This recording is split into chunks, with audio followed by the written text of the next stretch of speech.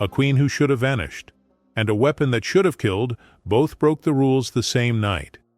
And the universe discovered the impossible was triggered not by power, but by a quiet human, asking a lonely stranger one forbidden question.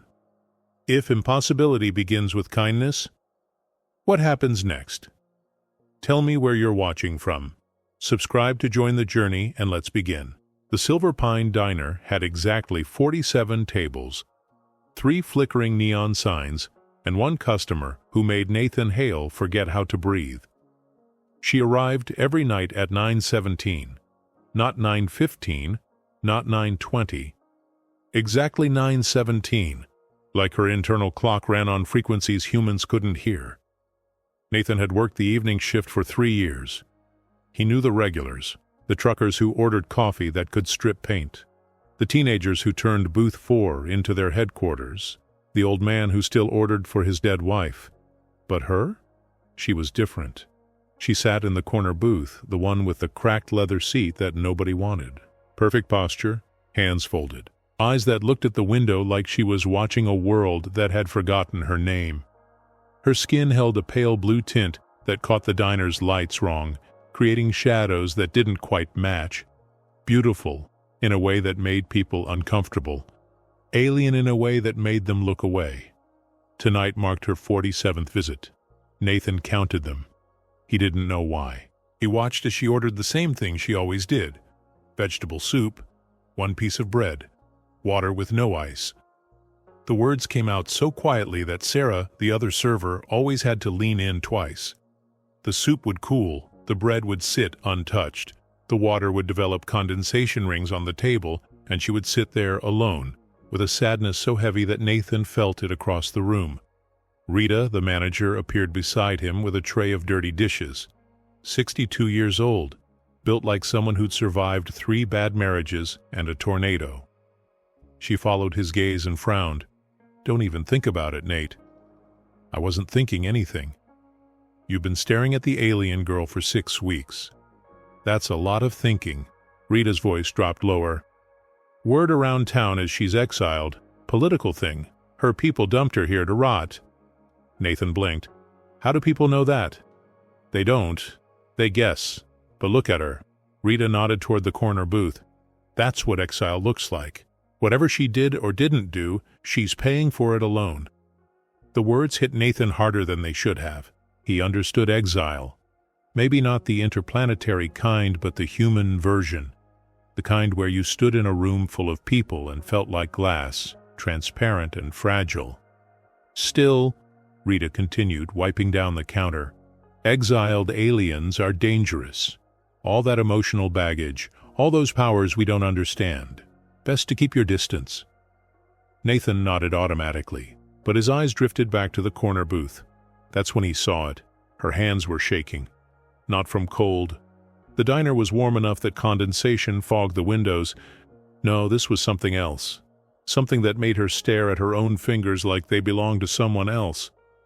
The silverware on her table began to tremble.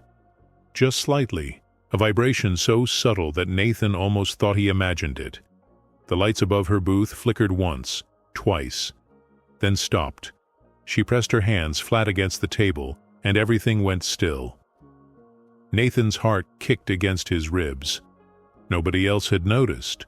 The truckers argued about baseball. The teenagers laughed too loud. The old man ate his wife's untouched pie. But Nathan had seen, and more than that, he'd understood.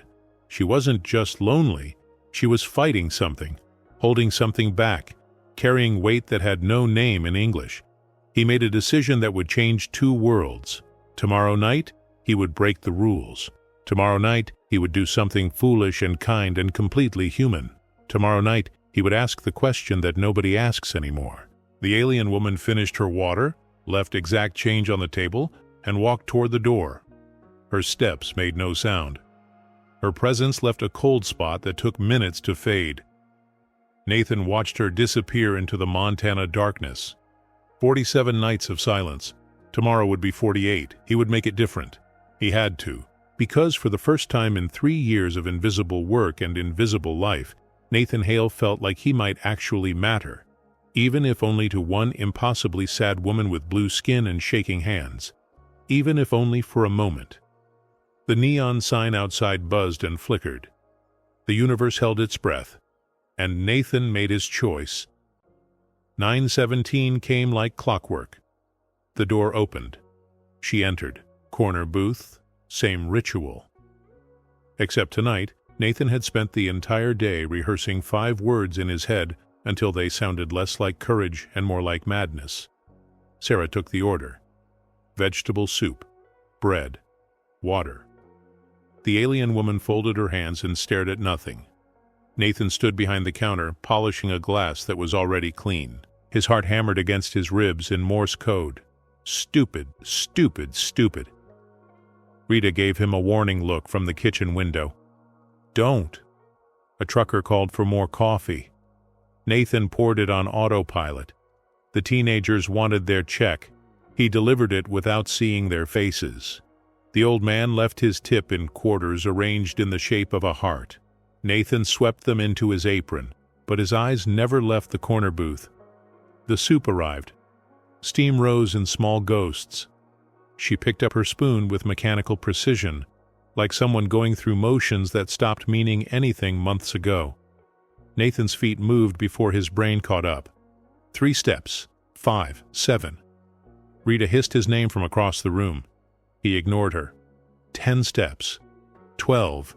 The woman didn't look up. She never did. 15 steps. He stood beside her table, pulse in his throat, palms sweating, every instinct screaming at him to retreat to safety. She continued eating, slow, methodical, alone. Nathan opened his mouth. The words stuck. He tried again. "Excuse me?" Her spoon paused halfway to her mouth. She didn't raise her eyes, but something in her posture shifted, like a question she didn't know how to ask. Nathan's voice came out softer than he'd ever heard it, gentler, like he was talking to something wounded that might break if he spoke too loud. "Do you need company?" 5 words, 5 small, ordinary human words. She looked up. Her eyes were silver blue, the color of ice under moonlight. They held something Nathan couldn't name. Surprise, maybe, or confusion, or something deeper, older, more devastating than either. Her lips parted. No sound came out. Nathan's courage started to crumble. "I'm sorry, I didn't mean to. I just thought you might. I mean, you're always alone, and I know it's not my business, but—" She moved her soup bowl to the side, then her bread plate, then her water glass, creating space across from her. The gesture hit Nathan like a meteor. Not an invitation with words, not permission spoken out loud, just this small, silent act of making room for another person. He sat down. For 3 full minutes, neither of them spoke. The diner's noise surrounded them. Laughter, clinking dishes, the hiss of the griddle. Someone dropped a fork. Someone else complained about the weather. But in the corner booth, there was only breathing and the weight of 2 people who'd forgotten how this worked. Finally, she spoke. Her voice came out like something that hadn't been used in a long time, rough and uncertain. No one ever asked that before. Nathan didn't know what to say, so he went with honesty. "That seems wrong." "Wrong?" "Yeah. Like, how does nobody ask? You've been coming here for weeks. How does nobody even try?" She studied him with those impossible eyes. People see what they expect to see. They see alien. They see exile. They see danger. A pause. They don't see lonely. I see lonely. The words hung in the air between them. Something happened then.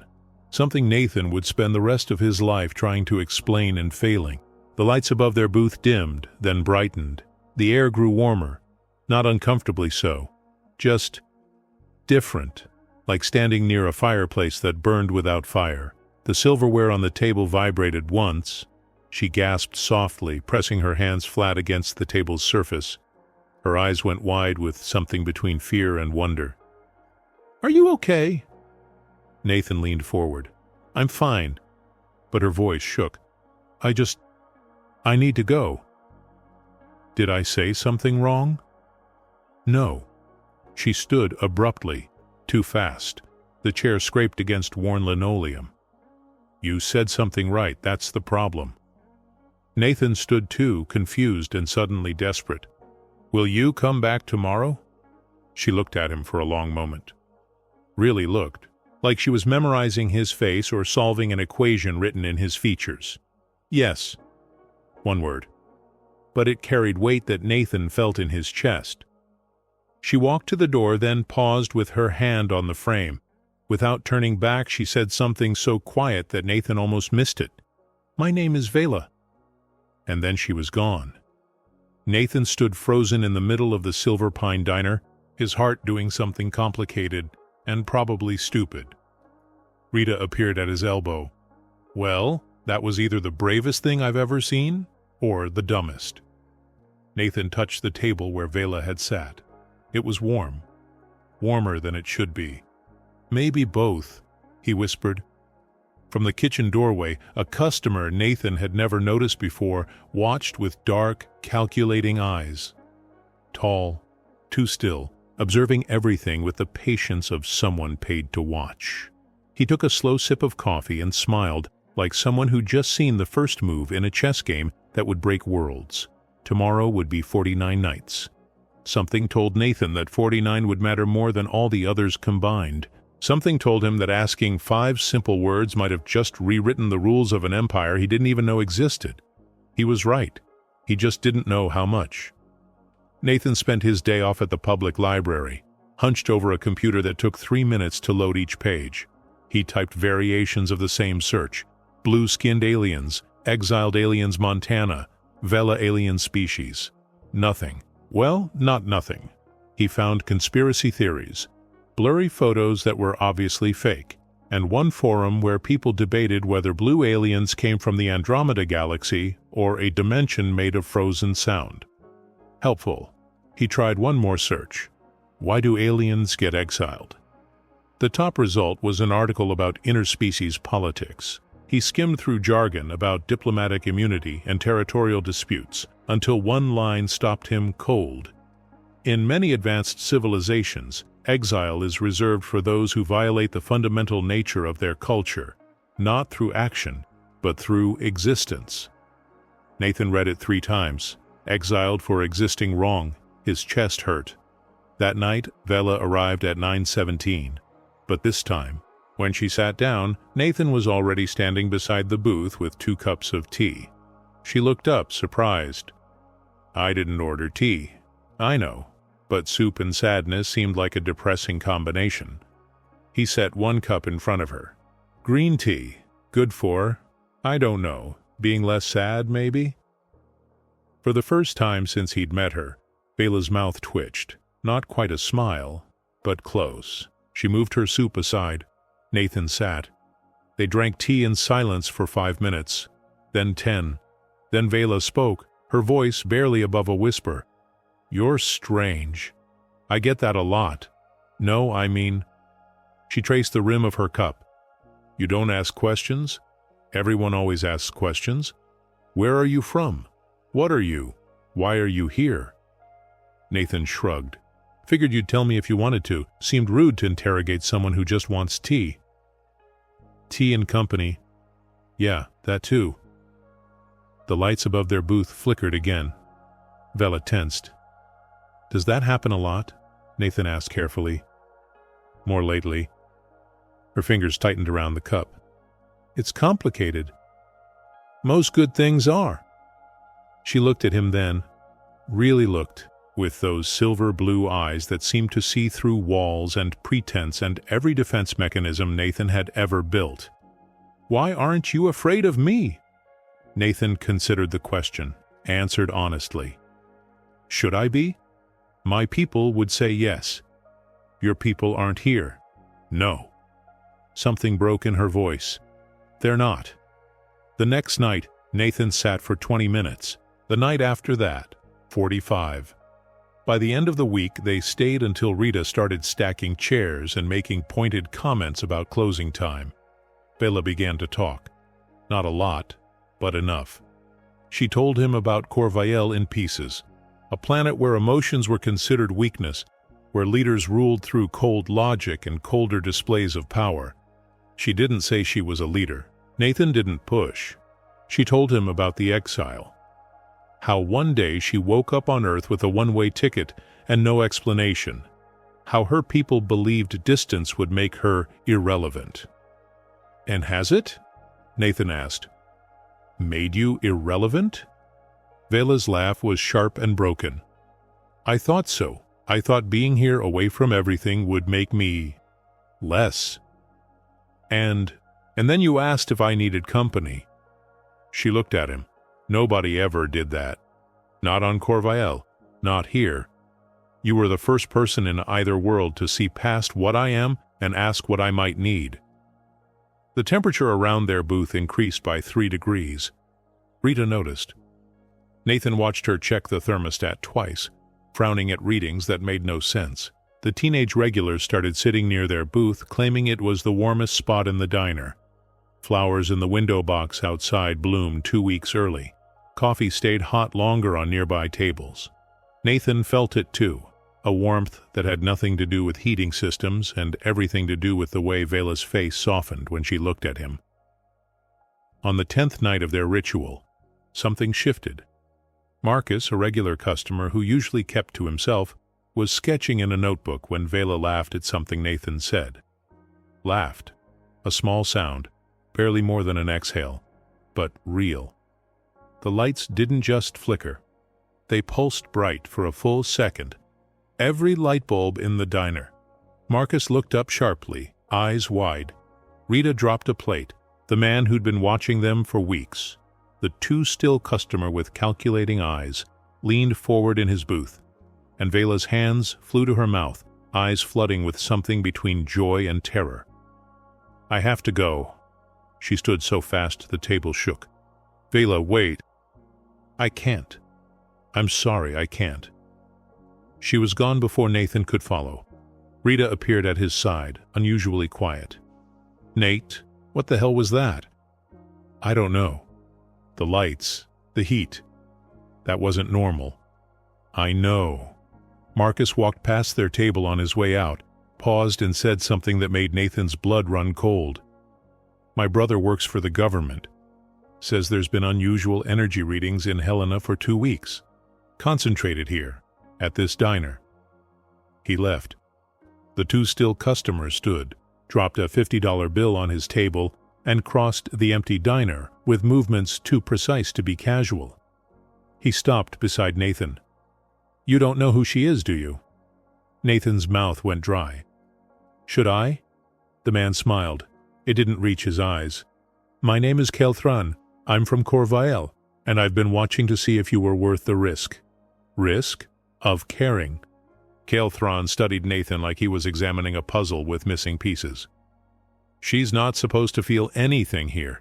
No connections, no bonds. The distance was supposed to smother it." "Smother what?" "Everything that makes her dangerous." Kelthran headed for the door, then paused. "But then you asked if she needed company, and now we're all in trouble." He left. Nathan stood in an empty diner that still smelled like Vela's presence, like ozone and warmth and something his vocabulary couldn't capture. Rita locked the door. "You're either the luckiest man alive or the dumbest." Nathan touched the table. "Still warm." "Pretty sure it's both." Outside, in the Montana night, 2 more ships entered Earth's atmosphere, and on a planet 47 light-years away, an empire began to panic. Kelthran was waiting in the parking lot when Nathan's shift ended. Nathan almost got back in his car and drove away. Almost.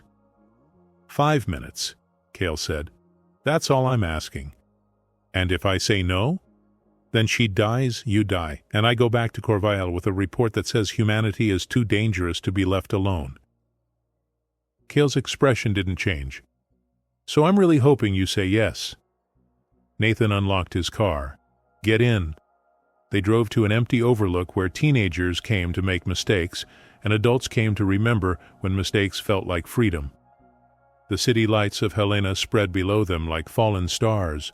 Kyle spoke without looking at Nathan. "Velis Korsharen." That's her real name. She's not a refugee. She's not a criminal. She's the legitimate queen of Corvael, exiled by a court that feared what she represented. Nathan's hands tightened on the steering wheel. And what did she represent? Emotion, vulnerability, the idea that a ruler could feel instead of command. Kel's voice carried something like regret.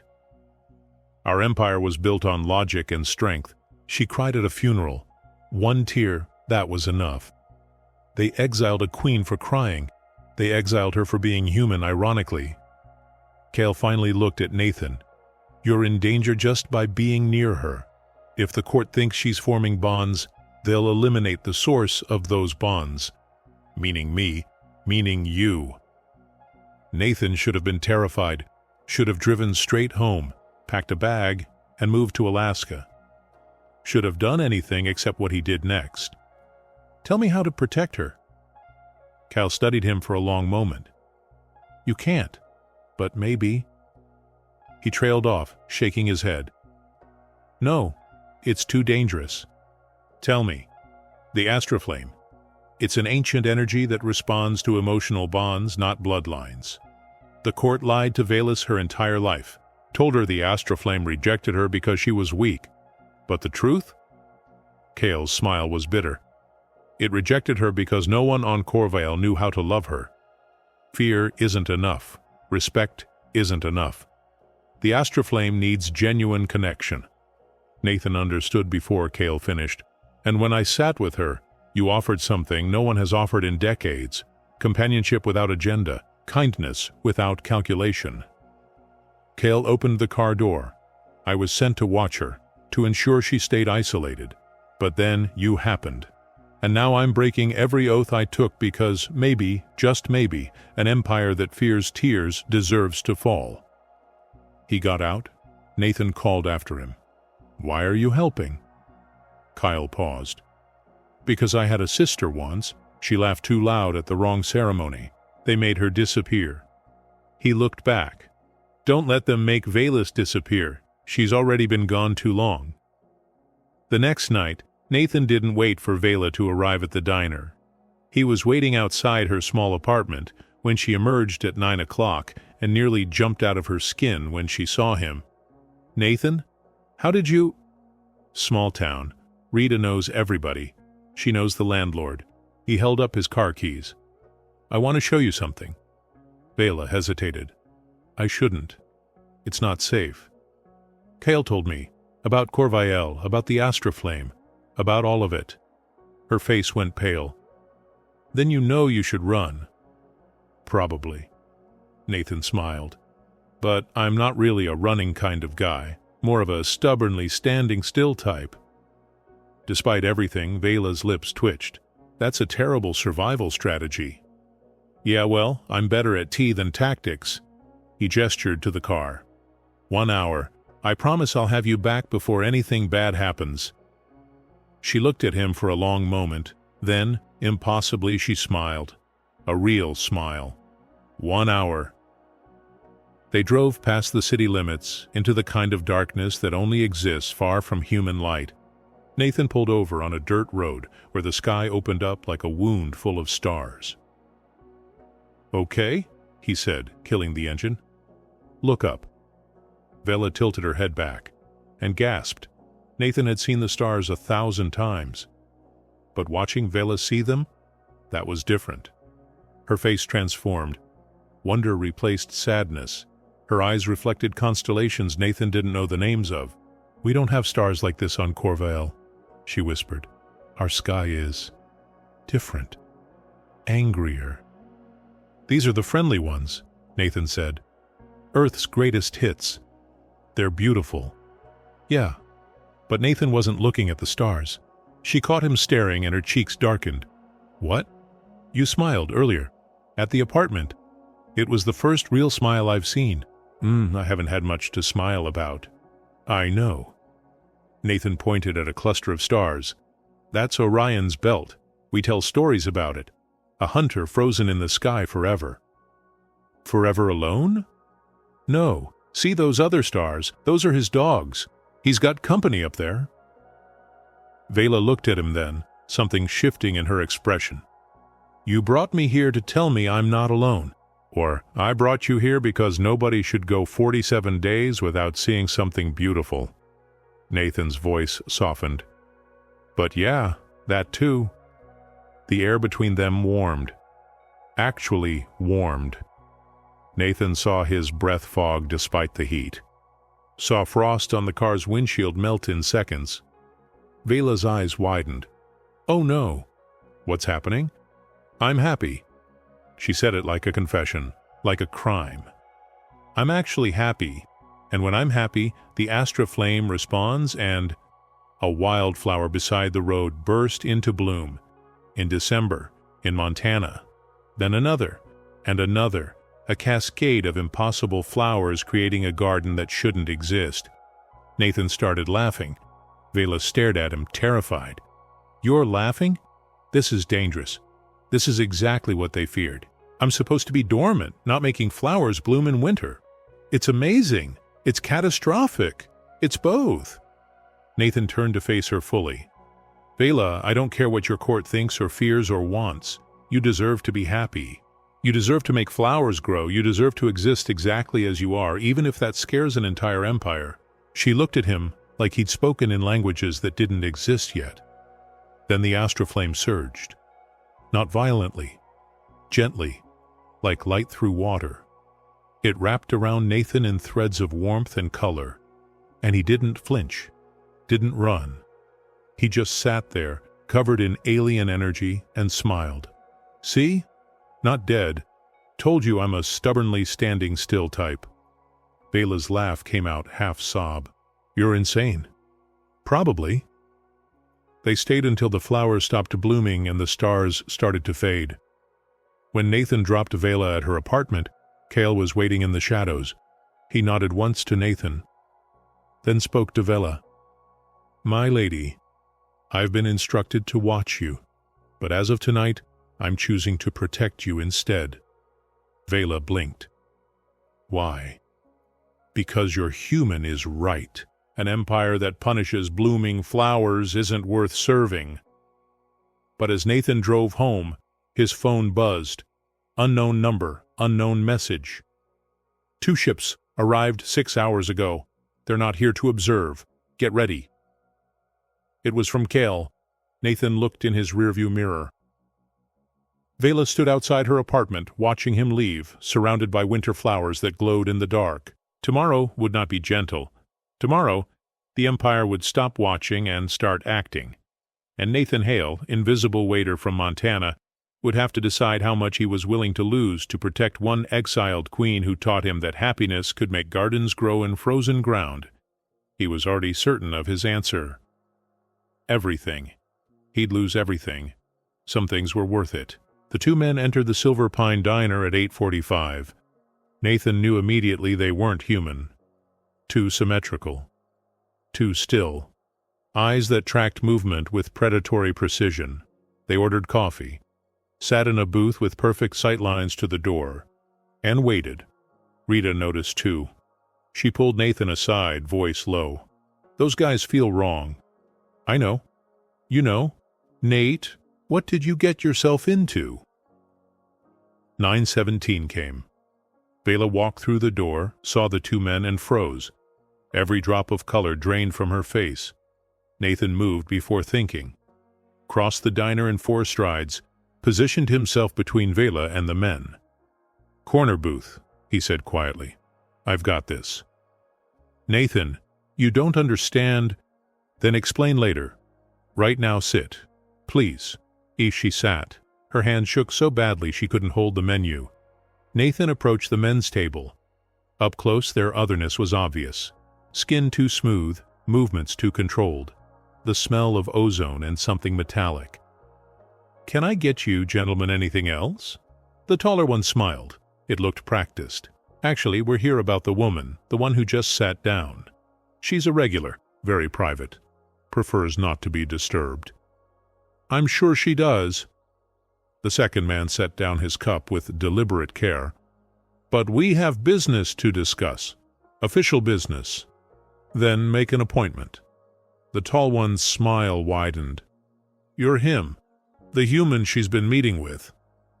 Nathan's jaw tightened. "I'm a waiter. I meet with lots of people. But you sit with her, you make her laugh, you take her to see your primitive stars." The man leaned forward. "You make her dangerous. I make her happy. There's a difference. Not where we're from." Kyle appeared like smoke, sliding into the booth beside the two men. His voice was cold. "Gentlemen, Corthrell, Venisar, I believe you're out of your jurisdiction." The taller man, Corthrell, didn't blink.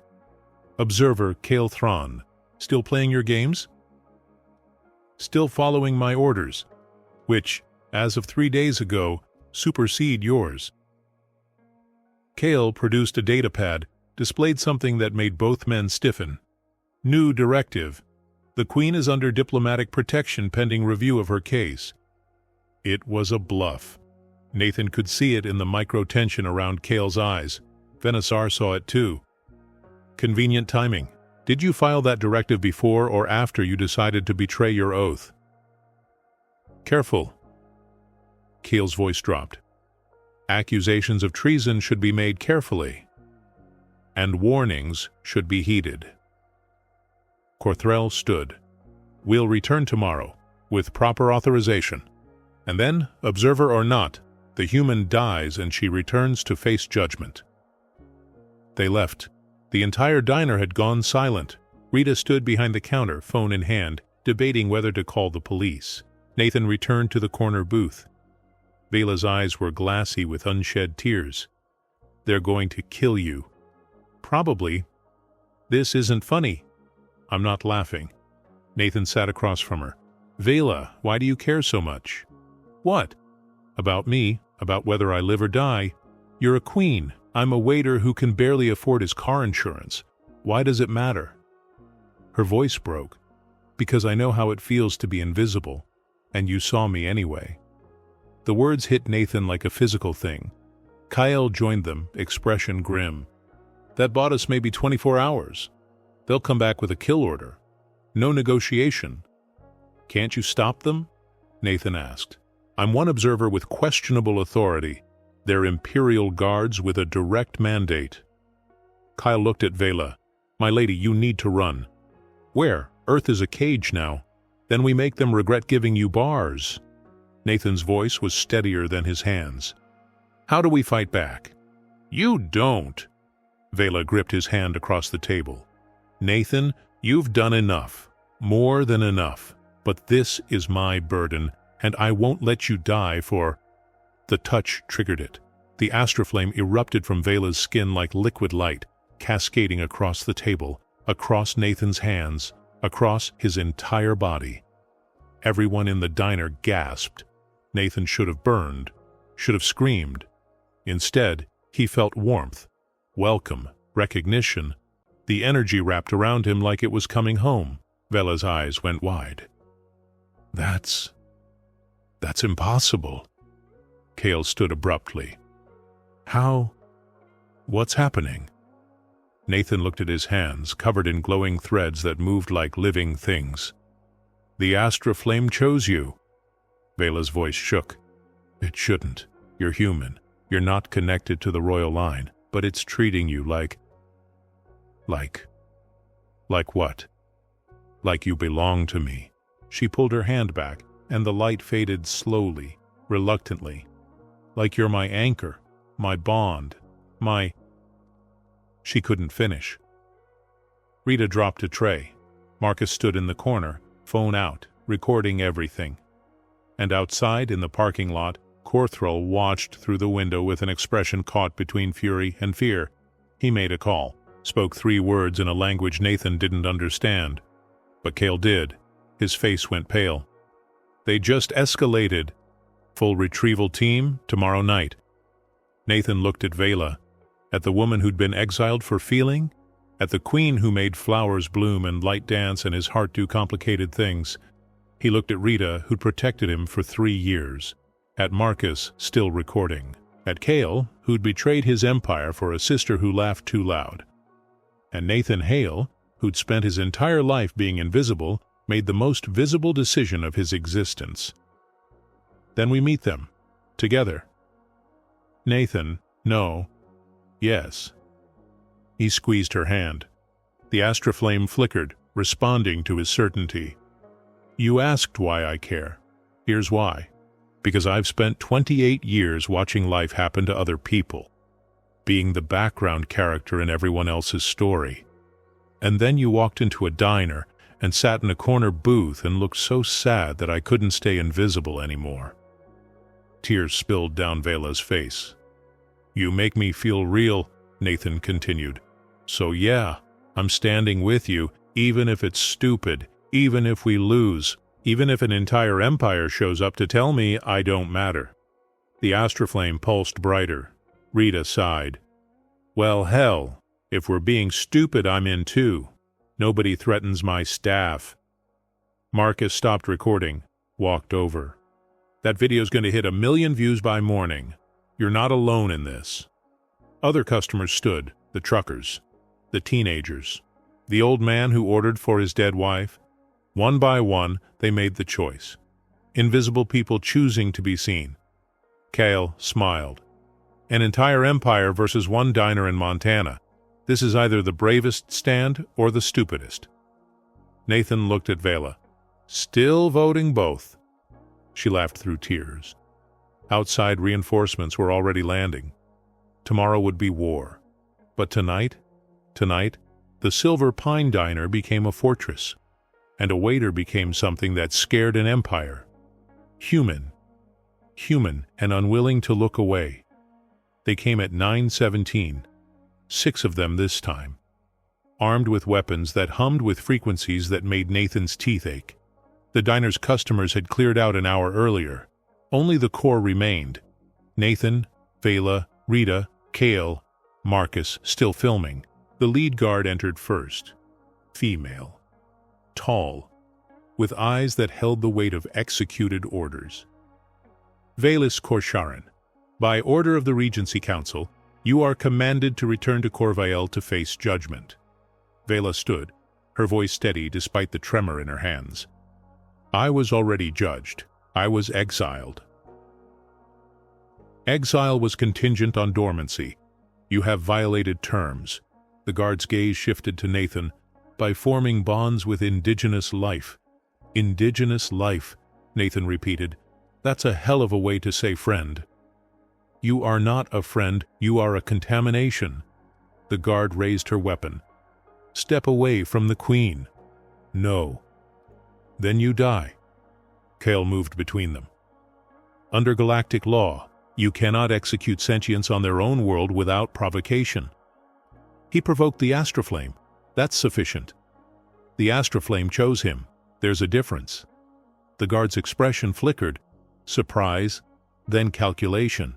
Impossible? Humans don't carry the resonance? They're emotionally primitive. Emotionally primitive? Rita laughed from behind the counter. Lady, we invented opera. We cry at dog food commercials. We're emotional as hell. Irrelevant. The guard focused on Vela. You will return, or we will eliminate every human in this establishment to remove the bond source. Nathan felt it then. The choice that wasn't a choice. The moment that would define everything after. He stepped forward, put himself between Vela and 6 armed guards. She's not going anywhere. Nathan, please! Vela's voice broke. I'm done being invisible. Nathan looked at the lead guard. You want to get to her? You go through me first. So be it. The guard's weapon fired. Energy screamed across the diner. Customers would later describe it as purple lightning, white fire, sound made solid. It should have vaporized Nathan. Instead, the astroflame exploded outward from Vela, wrapped around Nathan in a sphere of pure light, and absorbed the blast like it was nothing. Then it kept coming. The energy poured into Nathan, through Nathan, around Nathan. His vision went white, then gold, then colors he didn't have names for. He heard Vela scream, heard Cale shout something in a language made of starlight, heard the guards stumble backward, weapons clattering to the floor. When Nathan's vision cleared, he stood in the center of a circle of burned linoleum, completely unharmed. The astroflame moved across his skin like living tattoos, pulsing with each heartbeat. The lead guard stared. "What? What are you?" "Nathan Hale." His voice came out layered, harmonized with something older than Earth. "And I'm really tired of people threatening my friend." The guard dropped to one knee, then another, then all six. Vela's voice was barely a whisper. "They're kneeling. They never kneel. Not for anyone except the true sovereign, and they're bonded." Kale finished, awe in his voice. "My lady, he's not just connected to the astroflame, he's its anchor, its chosen vessel." The lead guard spoke without raising her eyes. "The prophecy, the one we thought was legend, a bond from beyond Corvael that would prove the astroflame chooses connection, not bloodline." "It's not prophecy," Kyle said. "It's truth that your Regency Council tried to bury." Marcus lowered his phone, hands shaking. "I got all of it, every second." The lead guard looked up at Nathan. "What are you going to do?" Nathan looked down at his hands, still glowing. Looked at Vela, tears streaming down her face. Looked at the weapon marks on the floor. "I'm going to make sure nobody ever tells her she's too emotional again. I'm going to stand right here and prove that feeling things isn't weakness. And if your empire has a problem with that..." The astroflame pulsed brighter. "They can come talk to me about it." Rita started clapping, slow at first, then faster. Then Marcus joined in, then KL. The guards remained kneeling, but something in their expressions shifted. Not quite respect, but the beginning of it. The lead guard stood slowly. "This changes everything. The Regency Council will not accept a human as royal consort." "Good thing I'm not asking for acceptance," Nathan said. "I'm asking for her to be left alone to live her life. That's it. That's the whole demand." "It's not that simple." "It really is." Nathan felt the astroflame respond to his certainty, warming the entire room. "You tell your council that Vela stays here. As queen in exile or regular person, I don't care. But she stays. She's protected, and nobody threatens her again. Ever." "And if they refuse?" Nathan smiled. It felt strange on his face, powerful. "Then I guess they'll learn that humans are really good at being stubborn." Vela moved to his side, took his hand.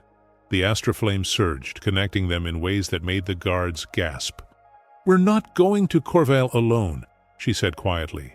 "Either we both go and I reclaim what's mine, or we both stay and build something new here. My lady, I've been running for 6 months, hiding, pretending to be dormant." Vela's voice strengthened with each word. "But Nathan reminded me that being real, being emotional, being vulnerable isn't weakness. It's the whole point." The lead guard looked between them, then at Kyle.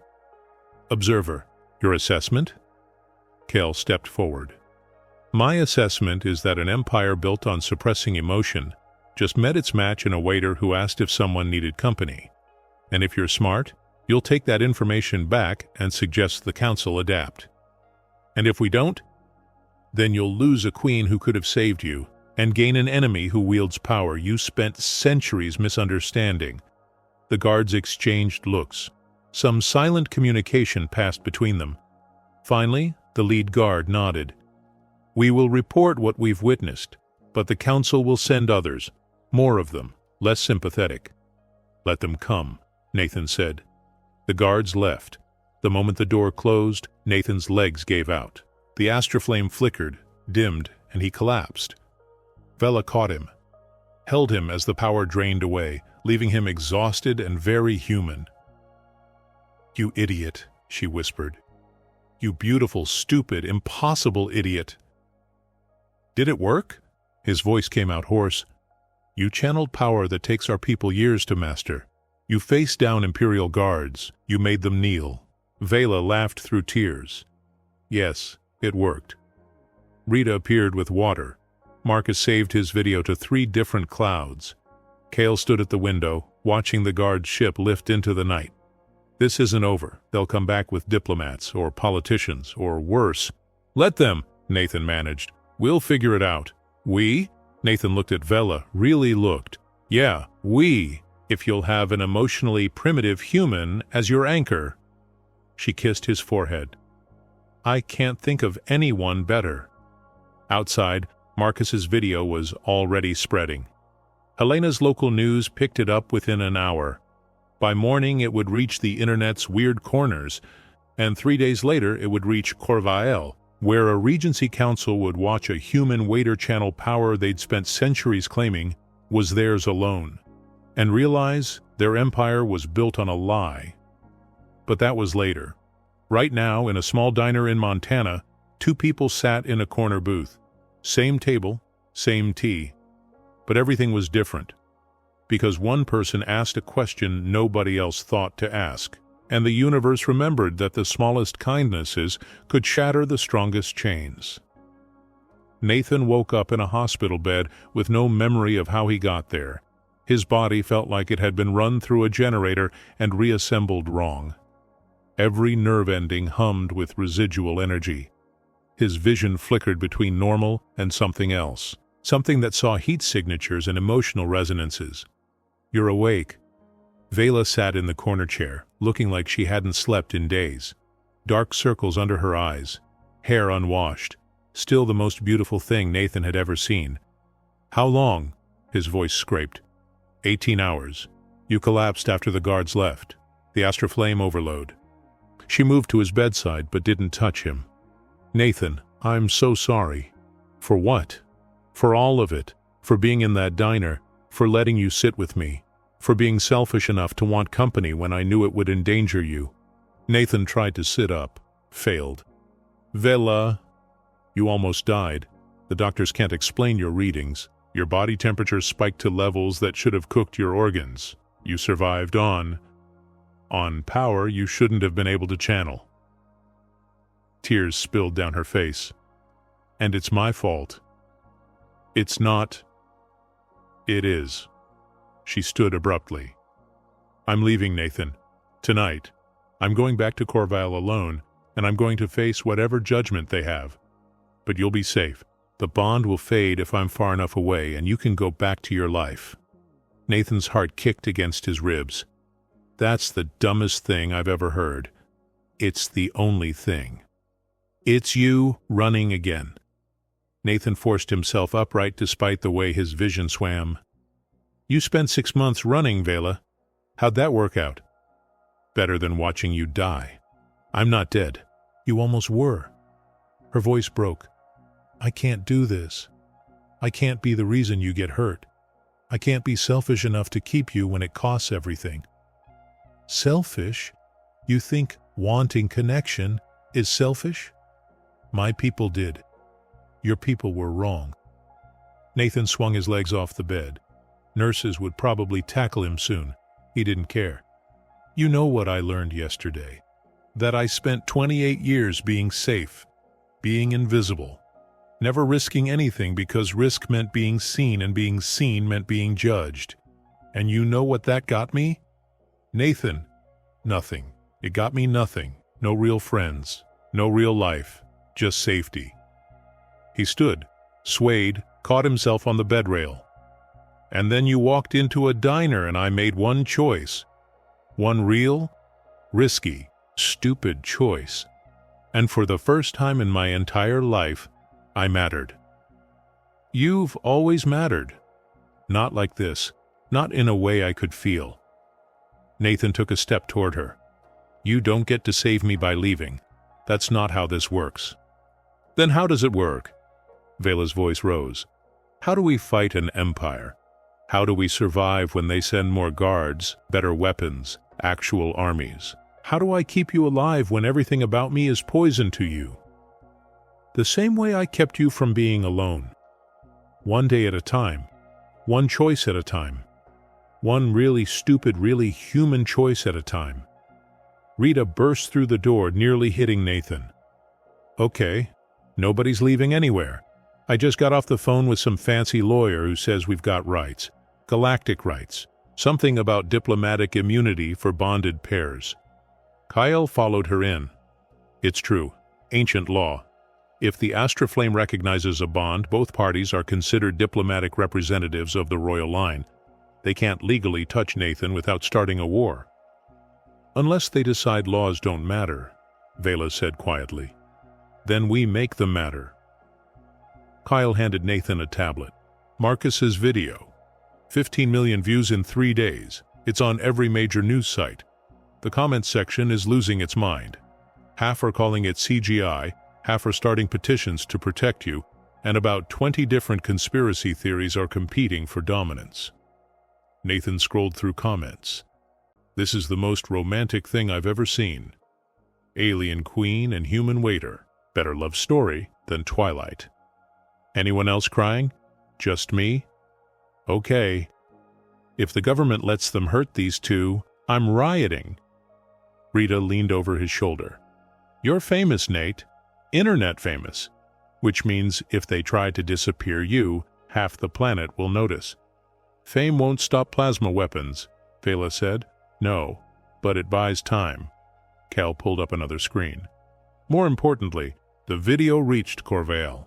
It's causing disruption. What kind of disruption? The kind where citizens are asking why their queen was exiled for showing emotion. The kind where underground movements are using your face as symbols. The kind where the Regency Council is scrambling because their perfect narrative just got shattered by a waiter with a tea kettle. Nathan looked at Vela. You're not just running from judgment. They're scared of you coming back. Of course they are. I'm proof their entire system is built on lies. Then why let them win? Nathan took her hand. The astroflame flickered between them, weak but present. You said I had 2 choices. Go to Corvale with you or stay here, but there's a third option. Which is, we go to Corvale, we face them, and we show an entire empire what happens when you let humans get stubborn about people they care about. Vela stared at him. You want to challenge the Regency Council on their home planet, where they have armies and weapons and centuries of power. When you say it like that, it sounds dumb. It is dumb. Then it'll fit our pattern. Nathan squeezed her hand. Vela, you told me the astroflame chooses bonds over bloodlines. So, let's prove it. In front of everyone. Let's make them watch a human and an exiled queen stand together and dare them to claim that's not legitimate power. They'll kill us. Maybe, or maybe they'll kneel like those guards did. Either way, we stop running. Rita cleared her throat. Hate to interrupt the inspiring speech, but how exactly are you planning to get to another planet? Kale smiled. I may have a ship, and I may have a crew of, let's call them concerned observers who think the current regency needs to be observed very closely. You're talking about a coup, Vela said. I'm talking about showing Corvale what their real queen looks like when she's not being suffocated by fear. Kale's expression softened. You cried at a funeral, my lady. You felt grief. That's not weakness. That's what makes the astroflame work. Connection, genuine emotion, everything they tried to breed, out of leadership. Vela looked at Nathan for a long moment. If we do this, you might die. If we don't, I'll definitely regret it. Nathan tried for a smile. Besides, I've always wanted to see space, heard the in-flight meals are terrible. Despite everything, Vela laughed. The sound was broken and beautiful. The astroflame pulsed brighter. Hospital monitors beeped in alarm. Rita sighed. Well, I always wanted to visit another planet. Might as well be to watch my best waiter commit interstellar treason. You're not coming, Nathan said. Try and stop me. Someone needs to keep you from doing something even dumber than you've already done. Marcus appeared in the doorway, phone ready. I'm coming too. This is the story of the century, maybe the millennium. It's going to be dangerous, Kale warned. Good. I'm tired of covering city council meetings. Nathan looked at the group. A manager, a journalist, a rogue observer, and an exiled queen who made flowers bloom in winter. Okay, he said. When do we leave? 2 days. That's how long it'll take to prepare the ship and gather allies. Kale headed for the door. Rest. Train. Make peace with your choices. He left. Rita followed, muttering about packing comfortable shoes. Marcus stayed long enough to say, "You're either the bravest person I've ever met or the dumbest?" "Probably both." Then it was just Nathan and Vela. She sat beside him on the hospital bed. "Don't you dare leave without me. That's what you said." "I meant it. And if we lose, then we lose together, which is better than winning alone." She leaned her head against his shoulder. The astroflame wrapped around them both, warm and gentle. Outside, ships were already moving. An empire was fracturing, and two people who should never have met were about to remind the galaxy that the strongest revolutions start with the quietest questions. "Do you need company?" Turns out everyone did. They just forgot to ask. The GoFundMe started as a joke. Marcus titled it, "Send Our Waiter to Space to Fight an Alien Empire," and set the goal at $10,000, figuring maybe some locals would chip in. It hit 10,000 in 4 hours. By the end of the first day, it reached 300,000. People from countries Nathan couldn't pronounce sent money with messages that made him cry. For everyone who was told they feel too much. "What? My daughter cries at everything. This is for her. Screw empires that punish kindness. Go get your queen, space waiter." The Silver Pine Diner became a headquarters. Rita organized supply runs. Marcus coordinated media coverage. The trucker regulars offered to drive equipment to Kale's hidden landing site. The teenagers from Booth 4 made T-shirts that said, "The Astroflame chooses kindness," and sold them to raise more funds. The old man who ordered for his dead wife donated his entire life savings with a note, "Love is worth everything. Go prove it." Nathan stood in the middle of organized chaos, overwhelmed. Vela touched his elbow. "Your people are remarkable. They're not doing it for me.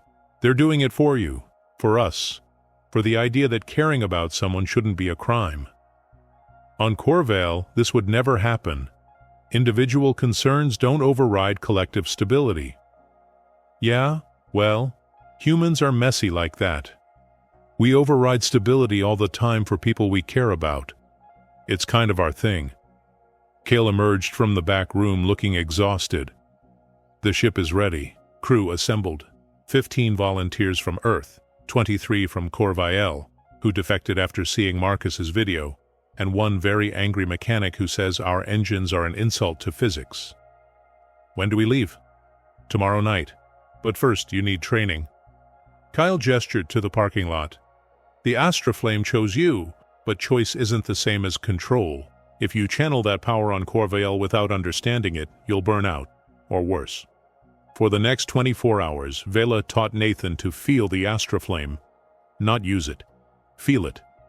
They stood behind the diner in the cold Montana evening while Vela explained that the Astroflame responded to emotional truth, not force. "You can't command it," she said. "You can only invite it. You showed that when you stood between me and the guards. You weren't trying to be powerful. You were just trying to protect someone you cared about. So I need to." "What, feel really hard?"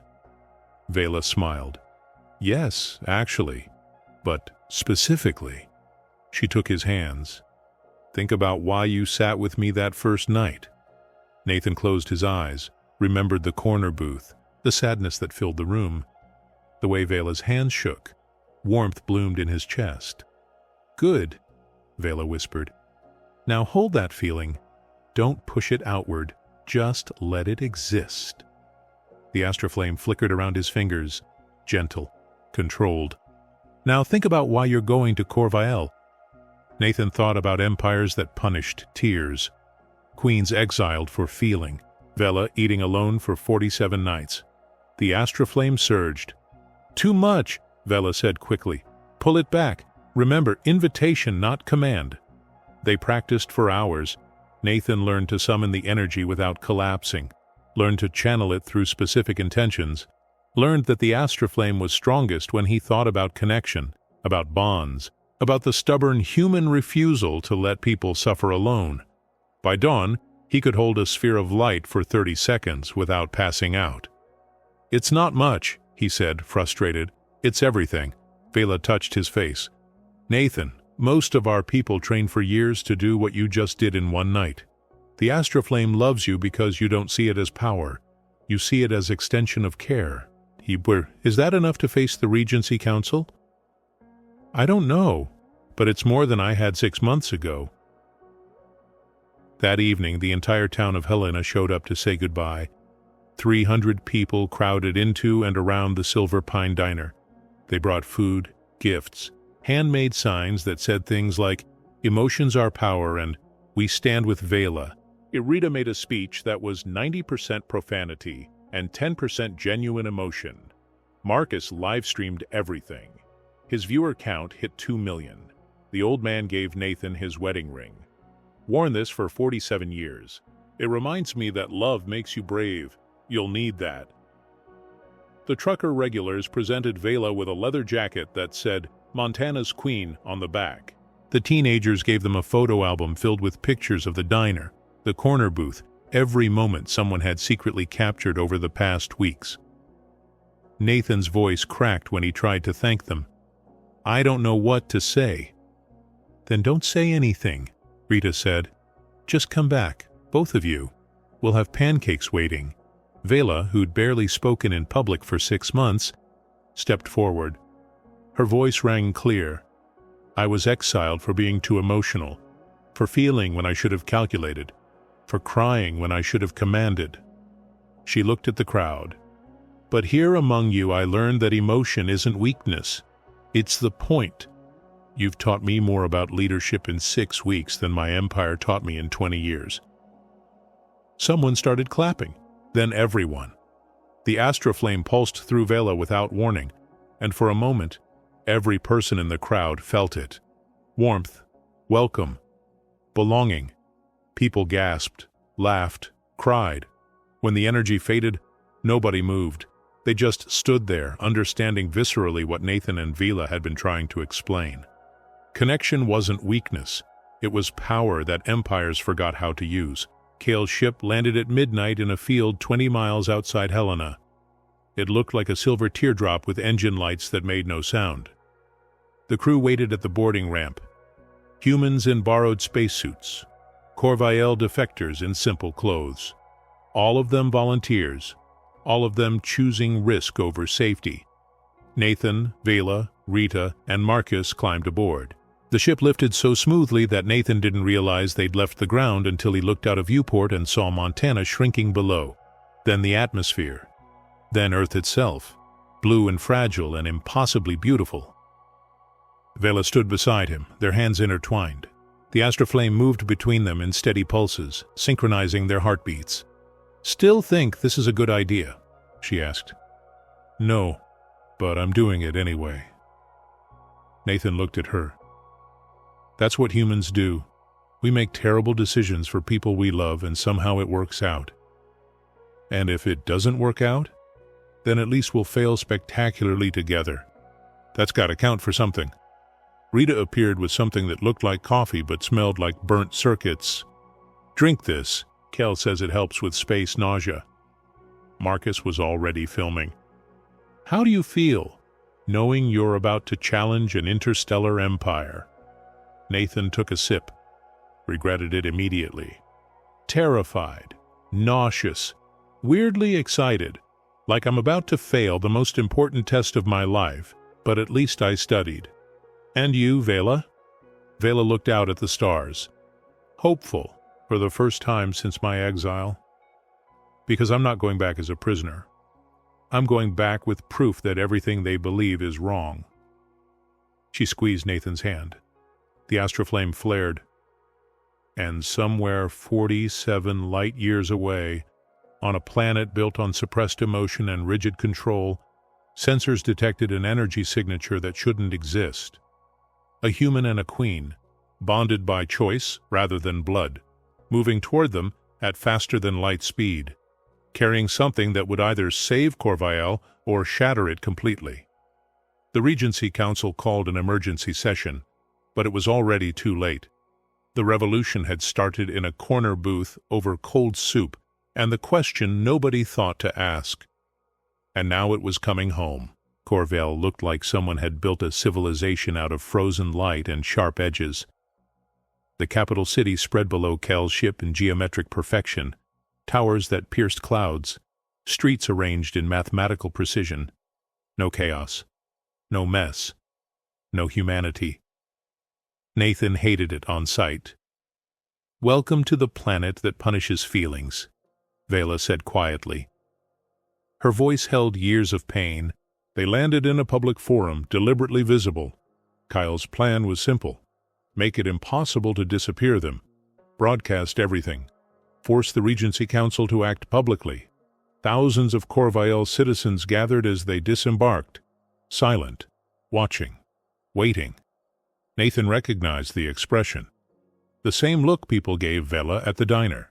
Curious but cautious, interested but afraid to show it. The Regency Council sent an escort, 20 guards in ceremonial armor that looked like it could stop nuclear weapons. The lead guard spoke. "Velas Kor Sharon, you are summoned to the High Chamber to answer for violations of exile terms." "I accept," Vela said, "on one condition. You are not in a position to negotiate conditions." "And yet I'm doing it anyway." Vela's voice carried across the forum, amplified by acoustics designed for speeches. "I will answer your charges, but I demand the ancient right of proving." Gasps rippled through the crowd. The guard's expression flickered. "The proving has not been invoked in 4 centuries. Then we're overdue." Vela stepped forward. "I claim my right to prove my legitimacy through the 3 trials: strength, command, bond." Kale leaned close to Nathan. "She just challenged them to a ritual they can't refuse without admitting they're scared. Should I be worried? Extremely. But it's brilliant." They were escorted to the High Chamber, a circular room with walls that seemed to absorb light. The Regency Council sat on elevated thrones, 7 figures in robes that hid everything except their eyes. Cold eyes, calculating eyes, eyes that looked at Nathan like he was a stain on reality. The center council member spoke.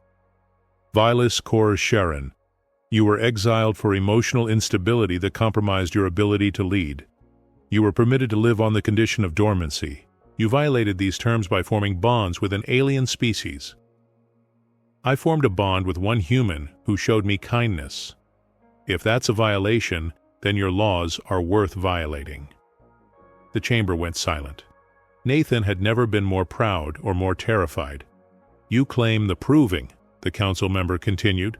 "Very well, but understand this. Failure means execution. For you and your human." Nathan stepped forward before Vela could respond. "Then you better make it fair. Because half the galaxy is watching, and if you execute us for political convenience, you'll have a PR nightmare that makes yesterday's protests look like a mild disagreement." Marcus held up his camera. "Streaming to 400 million viewers. Hi, everyone." The council members exchanged glances. They were trapped. Refuse the proving and look weak. Accept it and risk legitimizing Vela. The proving begins now. The first trial was strength. A combat arena materialized in the center of the chamber, holographic opponents that adapted to fighting styles. Vela stepped forward. The challenge was simple: defeat 3 opponents without using the Astra Flame. The holograms attacked, fast, brutal, coordinated. Vela lasted 45 seconds before they overpowered her. She fell, hard. The crowd murmured. The council smiled, but Vela stood up, bleeding from a cut above her eye, and spoke clearly. "I failed. I'm not strong enough to fight alone. I never was. And I won't pretend otherwise just to satisfy your definition of power."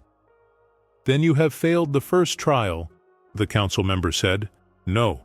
I've proven that your first trial is based on a lie. Strength isn't individual. It's collective. Watch." She nodded to Nathan. He stepped into the arena. "I'm human. I can't fight your holograms, but I can stand with her." He took Vela's hand. The astral flame erupted between them, not violently, powerfully. It didn't attack the holograms. It connected with them, recognizing that they were projections driven by the same energy source. The holograms stopped, flickered, bowed. The arena dissolved, dead silence in the chamber.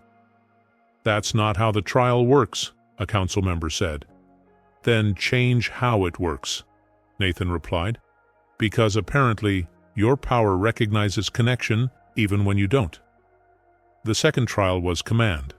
Vela was given a scenario, a crisis. Multiple solutions, all bad.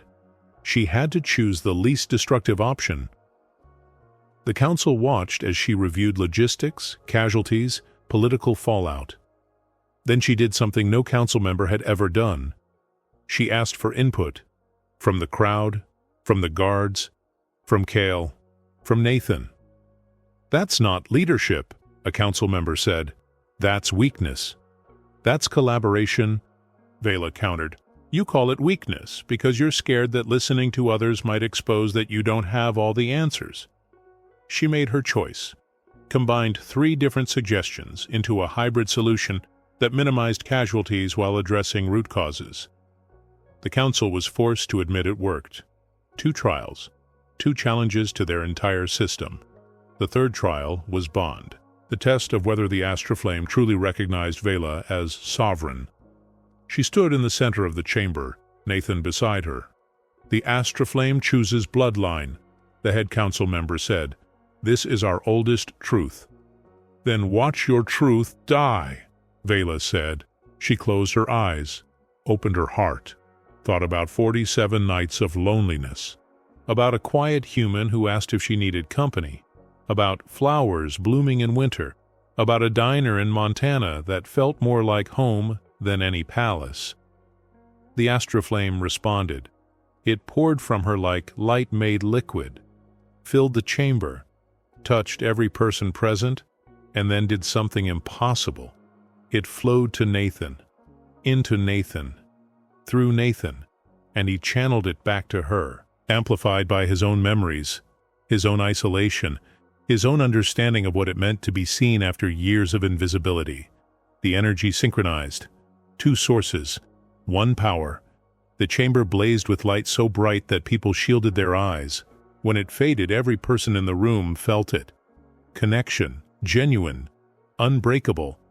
The astral flame had chosen both of them. The head council members stood, removed their hood, revealing a woman who looked old enough to remember when things were different. 400 years, she said quietly. 400 years since the proving was invoked. Do you know why? Vela shook her head. Because the last person who demanded it proved what you just proved, that the astral flame chooses bonds over blood, and we suppressed that truth because it threatened our power structure. The woman looked at the other council members. I vote to reinstate Velas as rightful sovereign. 3 other council members stood. Agreed. 2 remained seated. This is madness. This is evolution, the woman said. She turned to Vela. My queen, what would you have us do? Vela looked at Nathan, then at the crowd, then at the council. I propose a new governing structure, the ruling bond. 2 sovereigns, chosen by the astroflame, advised by a council elected by citizens, leadership through connection rather than domination. You would share power with a human. I would share power with the person the astroflame chose. Yes. That's never been done. Good. Vela smiled. Then we'll be the first. The chamber erupted, some in protest, more in approval. The council deliberated for 3 hours. When they returned, the decision was clear. Vela would be reinstated as queen. Nathan would be recognized as royal consort, first human, bearer of the bond. The old system would transition over 2 years. Corvale would learn to feel again. Nathan stood in a palace that looked like frozen mathematics and felt completely out of place, and somehow exactly where he belonged. Rita appeared at his elbow. So, you're space royalty now. That's a hell of a promotion from waiter. I'm going to mess this up so bad. Probably, but you'll do it with heart. That's more than most rulers manage. Marcus was still filming. His live stream had crashed twice from traffic. Vela took Nathan's hand, led him to a balcony overlooking the capital. "I need to stay here," she said quietly. "At least for a while, to rebuild, to prove this works." Nathan's heart sank. "I understand. But I'm not asking you to stay. You have a life on Earth, a home, Rita and Marcus and people who love you. I won't trap you in a palace just because an ancient energy decided we belong together." "Vela, let me finish." She turned to face him. "A crown means nothing if I wear it alone. But I also won't ask you to give up everything for me. So here's what I propose. 6 months here, 6 months there. We build 2 homes, 2 lives. And we prove that belonging isn't about location. It's about choice." Nathan looked at her. Really looked. "You're asking me to split my time between Montana and an alien empire that just learned feelings aren't crimes?" "Yes." "While being space royalty?" "Technically, yes." "And you think this will work?" "I have no idea, but it's real, and honest, and complicated, which seems very us." Nathan laughed. The astroflame pulsed between them. Okay. Yeah, but I have one condition." "What?" "We go back to Montana in 2 weeks. I promised Rita we'd be there for pancakes, and I never break a promise to Rita." Vela kissed him then, in front of 400 million viewers, in front of an empire that forgot how.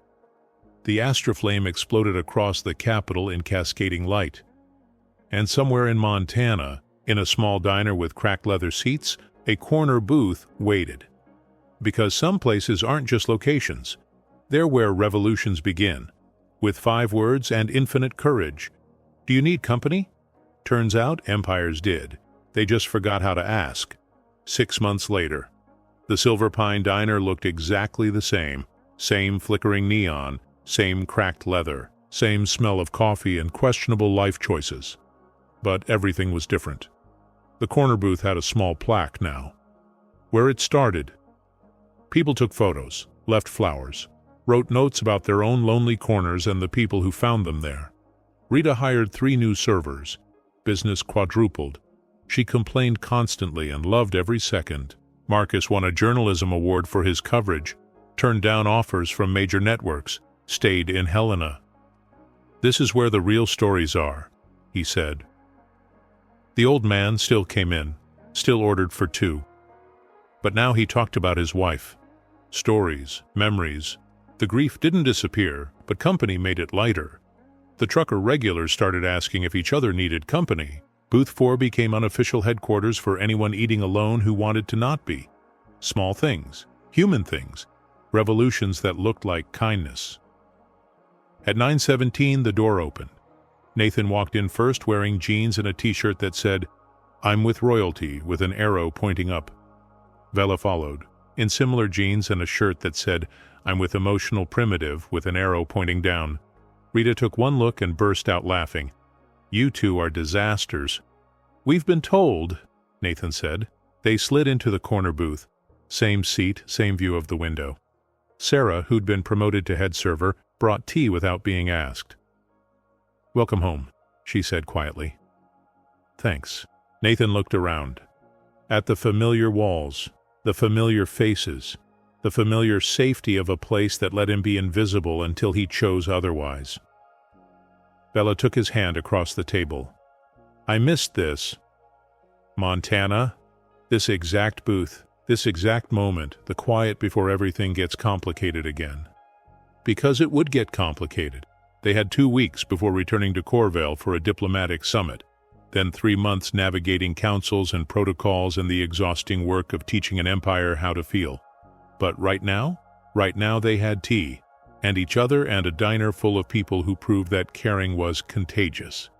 Marcus appeared with his camera. "Mind if I grab a quick interview? People want to know how the galaxy's most famous couple is doing." "We're not famous," Nathan said. "You have action figures." "We what?" Marcus showed them his phone. Sure enough, toy versions of Nathan and Vela, complete with glowing astroflame effects. Rita leaned over. "I bought 3. They're collectibles." "This is so weird," Vela said. "Extremely weird," Nathan agreed, "but also kinda cool." Marcus set up his camera. "Okay, simple question. 6 months ago you challenged an empire. What's changed?" Nathan and Vela looked at each other, spoke simultaneously. "Everything." "Nothing." They laughed. "Okay, one at a time," Marcus said. Vela went first. "Everything changed. Corvael is learning to govern through connection instead of fear. We've established cultural exchange programs with Earth. 300 humans are currently studying on Corvael. 500 Corvael citizens are here learning about emotions without judgment. The ruling bond is working better than anyone expected." "And nothing changed because?" Marcus prompted.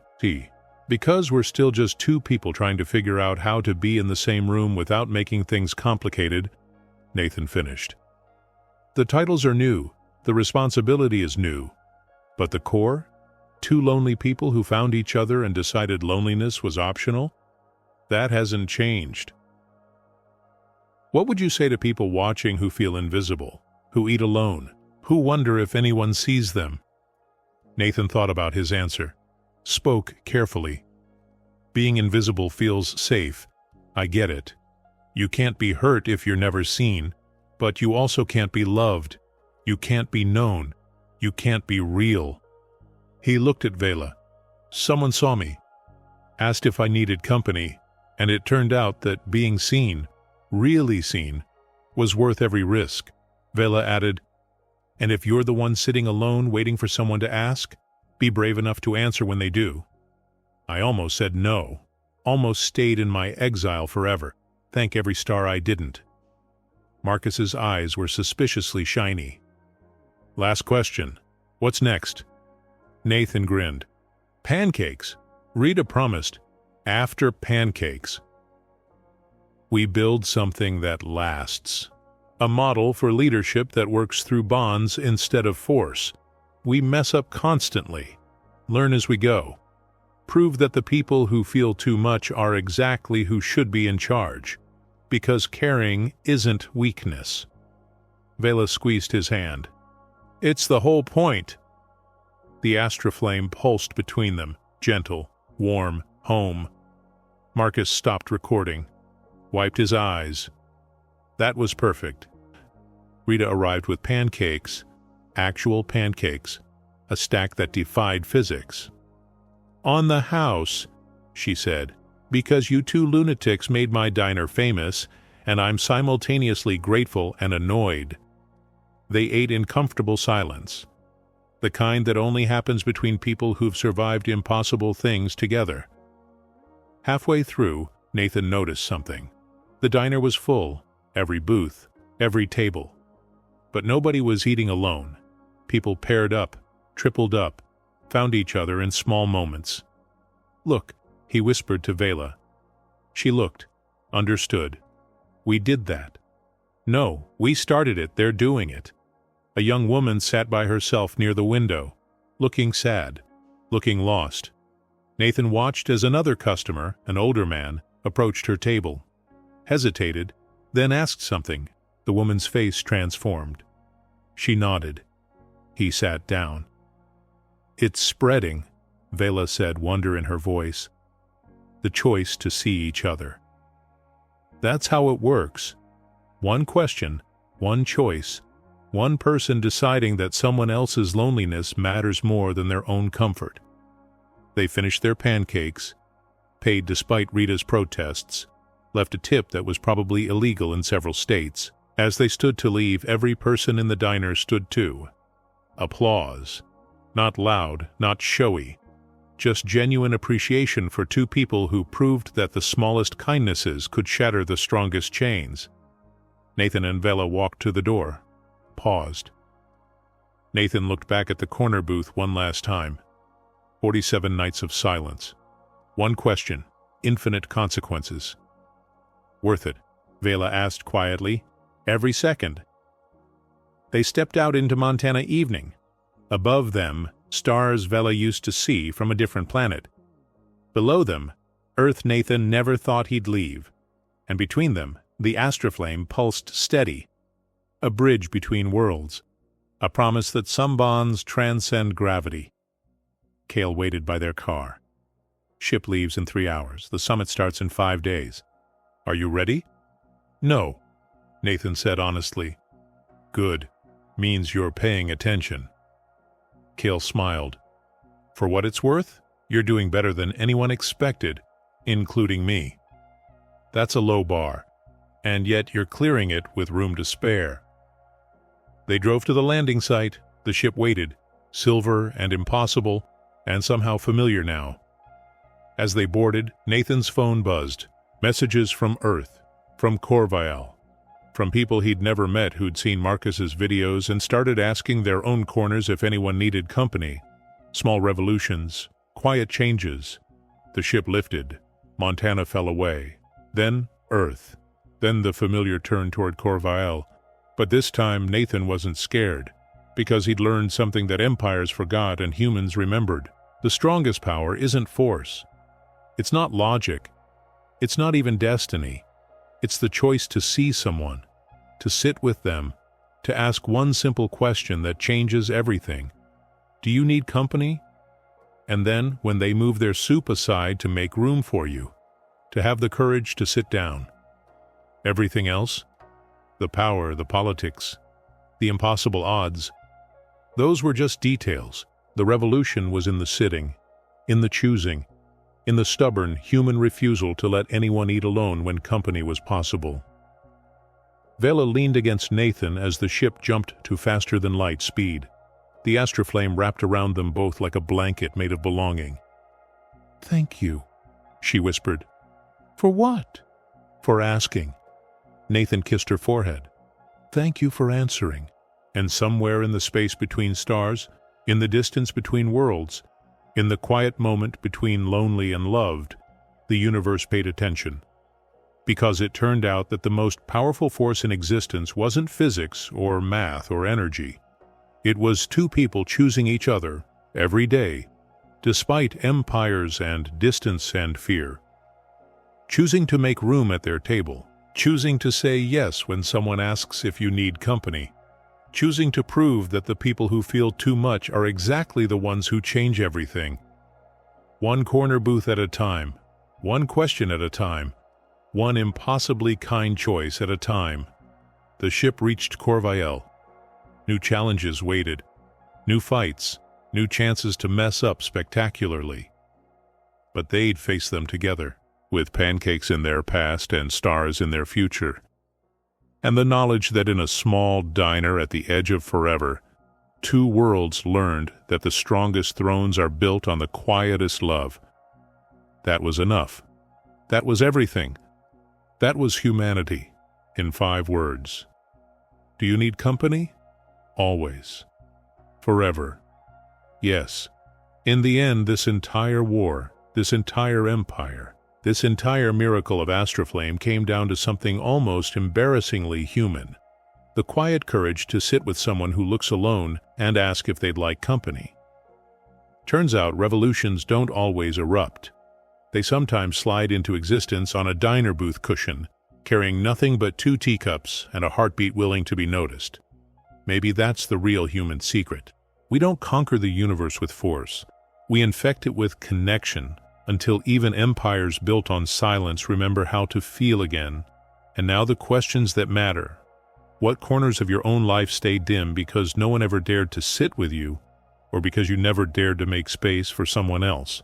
If compassion can reshape an entire alien empire, what smaller empires, fear, loneliness, pride, could shift inside you with one moment of courage? And perhaps the hardest one. When was the last time you allowed yourself to be seen, truly seen, without armor, without calculation, just human, just present? If you stayed with us through this whole cosmic roller coaster, write astroflame in the comments so we know you are part of the tribe that feels too much, the best kind of humans. Tell us your city. Earth is big, and we love knowing where this strange, beautiful community is watching from. And hey, Subscribe, like hype, share this story forward if you believe the universe could use a little more stubborn kindness. And don't forget to tap the next video appearing on your screen, because the revolution of feeling doesn't end here.